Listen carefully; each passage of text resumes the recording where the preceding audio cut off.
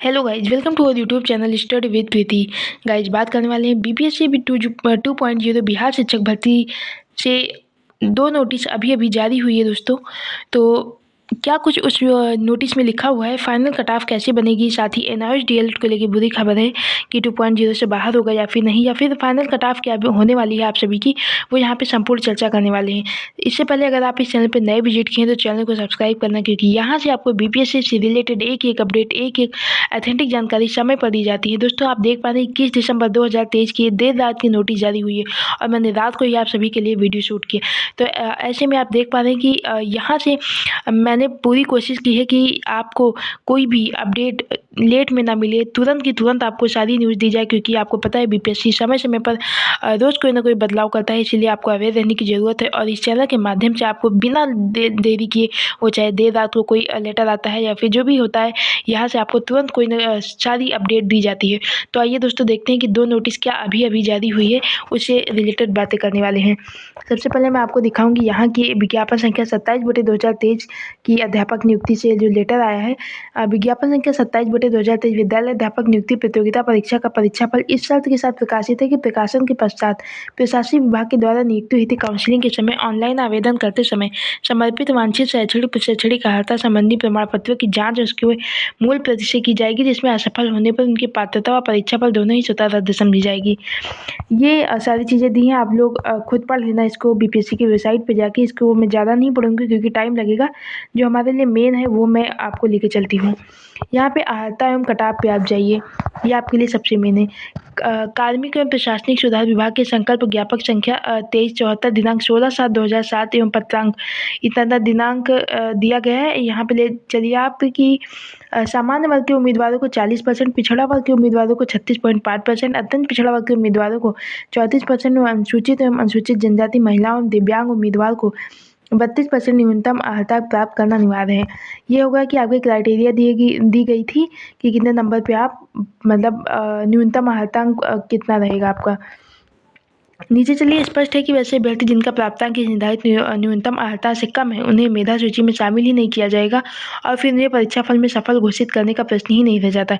यानी कि जो इसको टच नहीं करेंगे, जितनी क्राइटेरिया दी गई है, अगर इसको टच नहीं करते हैं आप, तो फिर आप मेधा सूची में कोई प्रश्न ही नहीं उठता, यानी कि आपका रिजल्ट ही नहीं आएगा।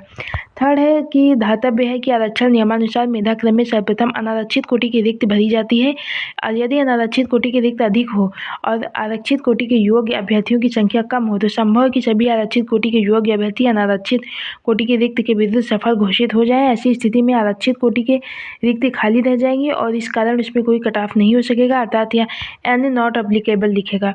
साथ ही अनारक्षित कोटि की अंतिम रिक्ति पर यदि आरक्षित कोटि के अभ्यर्थी सफल घोषित होते हैं तो उनका प्राप्तांक ही कट ऑफ हो जाएगा। यानी कि यहाँ पे अनारक्षित कोटि की अंतिम रिक्ति जो भी खाली सीटें रहेंगी, यदि आरक्षित कोटि के अभ्यर्थी सफल हो जाते हैं, घोषित होते हैं, तो उनकी जो प्राप्तांक, उनका जो नंबर होगा वही उनकी कट ऑफ कर दी जाएगी, यानी कि फाइनल कट ऑफ ही उनका नंबर ही कर दिया जाएगा। यह प्राप्तांक उस आरक्षित कोटि का न्यूनतम अर्हतांक भी हो सकता है जो स्पष्ट अनारक्षित कोटि के न्यूनतम अर्हतांक से कम हो। यह भी दातव्य की उपरोक्त विशेष परिस्थिति में अनारक्षित कोटि का कट ऑफ वस्तुतः आरक्षित कोटि का न्यूनतम अर्हतांक हो जाने पर अनारक्षित कोटि के अभ्यर्थी का प्राप्तांक उससे अधिक होने के बावजूद अनारक्षित कोटि के उक्त अभ्यर्थी सफल घोषित नहीं हो सकेंगे यदि उनका प्राप्तांक अनारक्षित कोटि के न्यूनतम अर्हतांक से कम है। यानी कि दोस्तों, आपका जो कट ऑफ है ना, वो अगर सीटें नहीं भरती हैं और अनारक्षित कोटि का कट ऑफ आरक्षित कोटि का न्यूनतम अर्हतांक हो जाता है, अगर उतने नंबर हो जाता है, तो अभ्यर्थी का प्राप्तांक उससे अधिक होने के बावजूद अनारक्षित कोटि के उक्त अभ्यर्थी का मतलब अनारक्षित कोटि के अभ्यर्थी को सफल घोषित कर दिया जाएगा।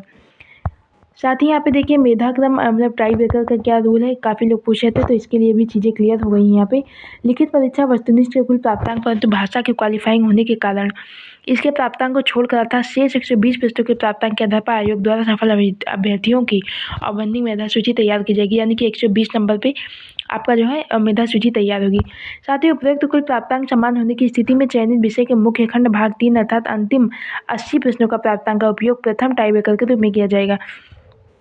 यानी कि 120 में आपका मेधा सूची बनेगा। अगर 120 में सेम नंबर हो जाता है किसी का, तो फिर भाग थर्ड जो आपका अंतिम 80 प्रश्नों का जो भाग थर्ड होता है जिसमें 80 प्रश्न होते हैं, उसको टाई ब्रेकर के रूप में किया जाएगा। परंतु अगर कक्षा 1 से 5 के अध्यापक हेतु लिखित परीक्षा वेस्टनेज में भाग 3 नहीं रहने के कारण इसके लिए कोई टाई ब्रेकर 1 नहीं रहेगा, यानी कि उसमें भाग 3 है ही नहीं है 1 to 5 में।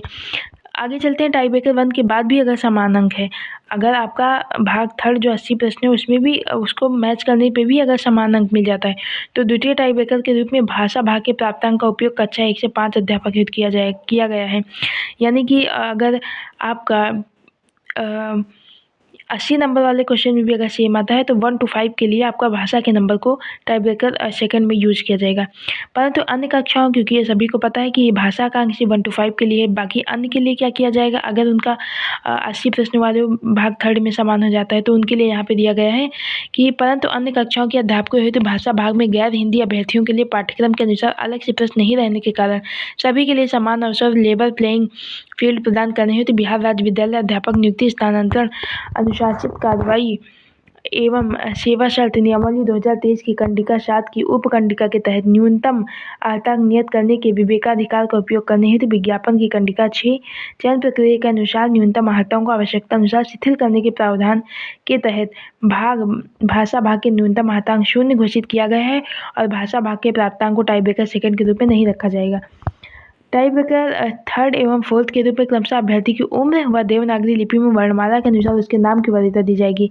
अब देखिए दोस्तों, 1 to 5 को छोड़ के बाकी किसी में भाषा की वैल्यू दी नहीं गई है, तो अब उसमें कैसे टाई ब्रेकर कैसे यूज़ करेंगे, तो उसमें अगर आपका 80 भाग थर्ड वाला 80 प्रश्न जिसमें है, अगर वो समान हो जाता है, तो आपकी एज देखी जाएगी। अगर एज भी आपकी समान हो जाती है, तो देवनागरी लिपि में वर्णमाला, अगर किसी का नाम ए से है, किसी का नाम पी से है, तो फिर ए वालों को नौकरी दे दी जाएगी और पी वाला सेम नंबर पाएगा, फिर भी उसको नौकरी नहीं दी जाएगी क्योंकि उसको वर्णमाला में पीछे नंबर पे है। ऐसे आप लोग को नौकरी मिलने वाली है, यानी कि सेम नंबर पाओगे। और अगर आपका ए लेटर से नाम स्टार्ट होता है तो आपको नौकरी मिल जाएगी। साथ ही अगर कोई बी वाला कोई है और सेम ही नंबर है, तो अगर सीटें रिक्त नहीं रहती हैं तो उसको नौकरी नहीं दी जाएगी। टाई ब्रेकर ऐसे यूज होगा यहाँ पे, इसीलिए ऑफिशियली सारी नोटिस आ गई है कि आप लोग को अब कोई दिक्कत ना हो। ये थी आज की नोटिस। साथ ही यहाँ सबसे जो बड़ी चीज़ है दोस्तों, मैं यहाँ पे आपको यहाँ देखिए, आप आज की 21/12/2023 यानी कि अभी की ये नोटिस है।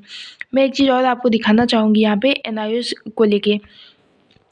यहाँ देखिए, माननीय सर्वोच्च न्यायालय के सिविल अपील्स NIOS दिनांक 28/11/2023 को पारित न्यायाधीश NIOS के द्वारा खुला एवं दूरस्थ शिक्षा के माध्यम से प्राथमिक शिक्षा में 18 महीने का डिप्लोमा की मान्यता समाप्त की गई है। क्लियर कट यहाँ दोस्तों लिख गया है कि ये बहुत बड़ी दुख वाली न्यूज़ है दोस्तों। मैं देना नहीं चाहती, बट ऑफिशियली तौर पे आ चुका है नोटिस में ये कि 18 महीने का जो DLED है उनकी मान्यता समाप्त की गई है।